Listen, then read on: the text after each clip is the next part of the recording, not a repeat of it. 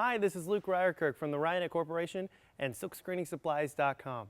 I'm going to take a quick moment and go over the differences between using a wooden squeegee versus an ErgoForce squeegee. Now we're also going to go over how to set up an ErgoForce squeegee and kind of the reasons why you would choose that versus a wooden squeegee. So let's get started. Besides the obvious reasons of one being wood and the other one, the ErgoForce, being aluminum, there's quite a few other differences we're going to go over. Now let's start by how you're going to assemble this new ErgoForce squeegee. Now this is how an ErgoForce squeegee comes to you from Ryanet. You'll see that we have it all nice and packaged. You also have your regular 70 durometer squeegee. Now what's cool is that you have the choice of choosing which squeegee you're going to be using, whether it's 70, 80, triple durometer, or even some of these Manny squeegees as well. So let's go ahead and break into this. We'll pull that out to the side, take off that.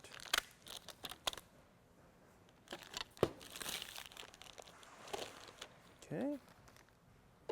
We'll go through, just kind of break that off, open it up, and we have a couple different pieces here.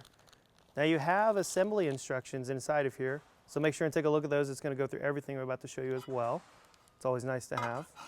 Now you will need a regular Phillips head screwdriver to assemble this. It's the only tool needed. Now I've opened up our installation kit for our ErgoForce squeegee here, and you'll notice that we have 6 bolts and 6 nuts. Now we have 1 extra bolt and 1 extra nut for every squeegee that we send out, just to make sure, in case you might lose one, you've got an extra. Now you'll also find a piece of sandpaper. What this is for is it's a good thing to do is actually bring the sandpaper over and kind of go over these edges really quick. Sometimes when they get cut, it can be a little sharp. So we like to include this just so that you can kind of do that so you're not going to hurt yourself. Should be fine, but again, always a little more than a little less. So now we're going to show you a trick on actually installing these. We're going to take the piece that has the holes in it right here, okay? And you'll notice that they're actually set in so that these will fall right into place and they're not going to be too high or too low or anything. So a quick way of doing that is we're actually going to bring it off the edge of a table. Then we're going to slide each one in and back onto the table. So you'll notice as I do this, it's keeping them nice and straight and up, and it's going to make your life very easy. Now once you've got all these bolts put into place using the table side method that I just showed you, you're going to take each one of your nuts, you're going to screw it on just a little bit until it catches some. And we're going to do that to each one of these 5. Okay.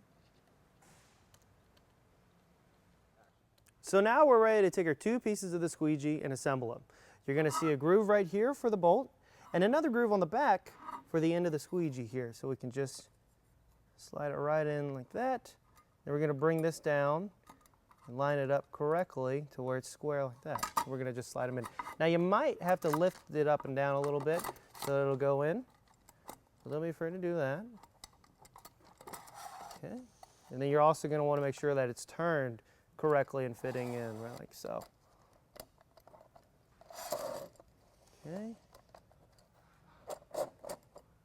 And there you have it. Now once you have that done, we'll flip it over and we're going to insert our squeegee next.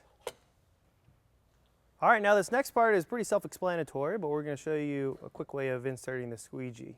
So we're simply going to take the holder, bring it up, take your blade, insert it in, slide it on over, kind of even it out, set it back down, and now comes in our Phillips screwdriver. We're going to just tighten it down. Doesn't have to be crazy tight. We want it to be nice and snug. Okay? Now you can go left or right or any which way you'd like. I like going the center one first, the outsides, and then the 2 in the center here. Now once you have this last one nice and snug, you're done. And now you have your brand new ErgoForce squeegee. Now that we have our ErgoForce squeegee assembled, let's actually do some one-to-one comparison between these 2. Now one thing that I really like about the squeegee is if you've got a whole bunch of ink on it or you need to set your squeegee down, you don't have to have somebody to hold it for you anymore. It simply sits like that. Let's try to do that with the wood squeegee. Whoops, not going to happen. Okay, now let's move on to the next part. One thing that a lot of people don't realize is that with these squeegees, we actually added a nice little area right here compared to this side. What that's going to do is if you're either pushing or pulling, it's actually going to add quite a bit more force automatically. So that's the squeegee doing more work for you instead of you trying to do more work for the squeegee. As you see as well, we have a lot of area between the top part of the wooden squeegee and the end of the actual blade itself right here. So that makes it a lot harder for us to get a really good cut when we're pulling or pushing. Okay? Now, lastly, are these little guys right here. One of my favorite things. You actually take one of these ErgoForce bars and you'll insert it into here. That way it'll be coming out of each end. And what that's for is, how many times have you actually been printing and you drop the squeegee into the ink? Well, it'll actually catch it.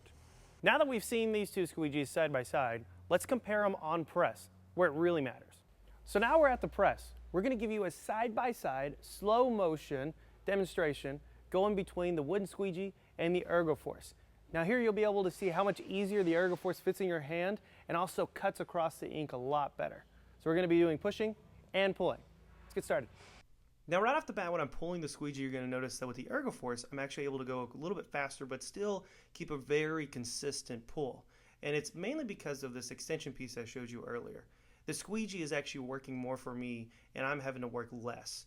You're also going to notice that the blade itself is actually bending less on the ErgoForce, giving me a more smooth cut than it will with the wood squeegee. I'm actually having to put more pressure on the wood squeegee and go slower to keep it that consistent rate. Now, lastly, what you're going to notice as I push, as well as when I pulled, that my wrists are actually a lot more comfortable and they're a lot more fit onto that ErgoForce squeegee. That's because the way that it's actually cut, my hands can just slide right on top of it, and my fingers aren't having to be crimped up or my wrist being turned to the inside just a little bit, so that I can keep a consistent pressure whether I'm pulling or pushing. We screen printers get ink on our fingers, which then is going to get onto our squeegees. Now what's cool is that the ErgoForce is very easy to clean. In fact, if you take a look at this one, it's got a lot of ink on it. Now, I'm actually just going to take a crazy clean wipe here. I'm going to simply just go over it, nice and easy. Get this little area. And there you go.